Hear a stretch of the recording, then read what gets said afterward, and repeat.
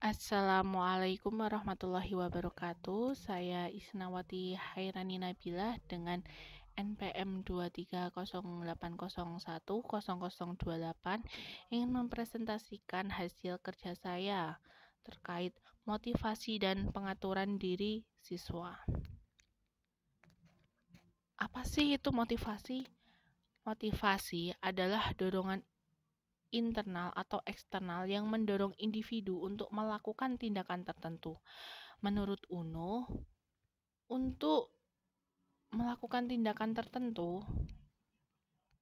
menurut UNO, motivasi merupakan dorongan dasar yang menggerakkan seseorang individu untuk melakukan suatu perbuatan.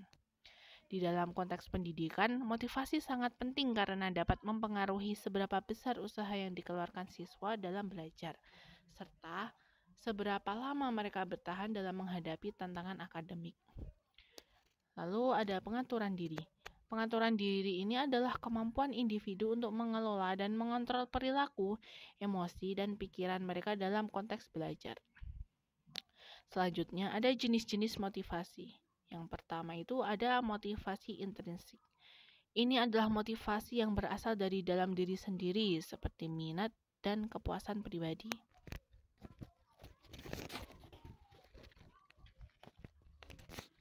Lalu ada motivasi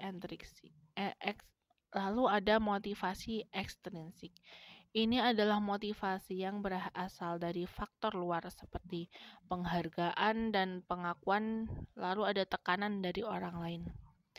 Lalu ada faktor-faktor yang mempengaruhi motivasi, yaitu yang pertama adalah lingkungan belajar, seperti suasana kelas dan suasana rumah. Yang kedua ada dukungan sosial. Setiap siswa harus memiliki dukungan sosial dari teman, keluarga, dan guru. Yang ketiga ada kemandirian dan otonomi dalam belajar. Yang keempat ada minat dan relevansi materi pelajaran yang diminati oleh siswa. Lalu ada teori motivasi. Yang pertama ada teori kebutuhan Maslow. Teori ini dikembangkan oleh Abraham Maslow dan menyatakan bahwa manusia memiliki 5 tingkatan kebutuhan yang harus dipenuhi, yaitu yang pertama ada kebutuhan fisiologis. Ini berupa kebutuhan dasar seperti makanan, minuman, dan tempat tinggal. Lalu yang kedua adalah kebutuhan keamanan. Manusia membutuhkan perlindungan diri dari bahaya fisik dan emosional. Lalu yang ketiga ada kebutuhan sosial. Ini merupakan rasa untuk dicintai, memiliki persahabatan dan hubungan dengan orang lain. Lalu ada kebutuhan penghargaan. Manusia memiliki rasa hormat dan pengakuan dari suatu pencapaian.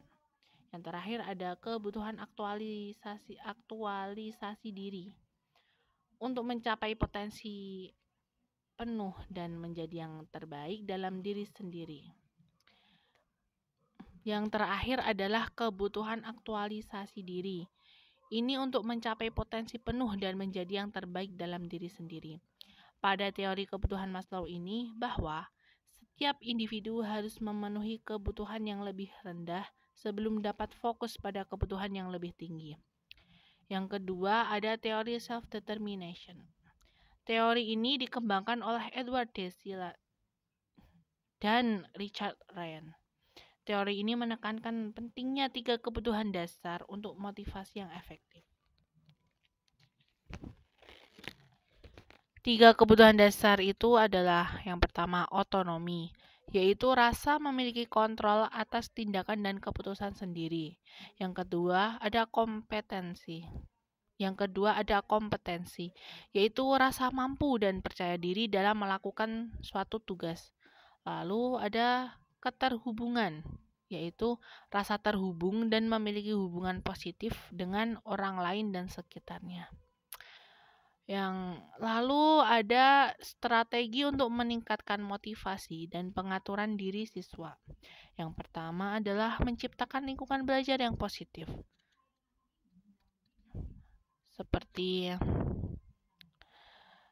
kita saling tolong-menolong dan saling membantu murid atau siswa yang kesusahan dan menyebarkan energi positif kepada para siswa. Yang kedua adalah menetapkan tujuan yang jelas. Seperti kita harus memberikan arahan kepada para siswa agar para siswa menjadi lebih baik. Yang ketiga adalah menggunakan metode pembelajaran yang aktif. Seperti seorang guru harus berinteraktif dengan para siswa dan saling akrab kepada para siswa.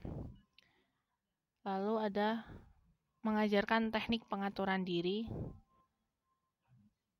Ini seperti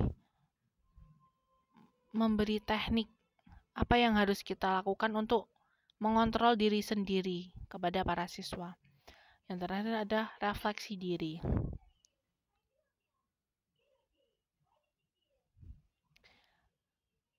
Begitu sekian presentasi dari saya. Wassalamualaikum. Begitu sekian presentasi dari saya. Jika ada salah kata mohon maaf. Wassalamualaikum warahmatullahi wabarakatuh.